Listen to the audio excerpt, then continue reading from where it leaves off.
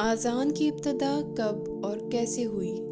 صحیح بخاری میں اس کے بارے میں آتا ہے کہ نافع نے خبر دی کہ عبداللہ بن عمر رضی اللہ تعالی عنہ کہتے تھے، جب مسلمان ہجرت کر کے مدینہ پہنچے تو وقت مقرر کر کے نماز کے لیے آتے تھے، اس کے لیے اذان نہیں دی جاتی تھی۔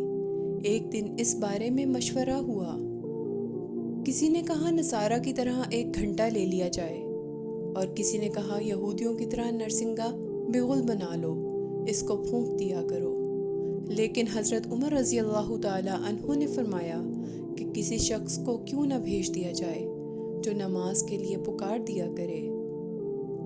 اس پر حضرت صلی اللہ علیہ وآلہ وسلم نے اسی رائے کو پسند فرمایا اور بلال سے فرمایا کہ بلال اٹھ اور نماز کے لیے اذان دے۔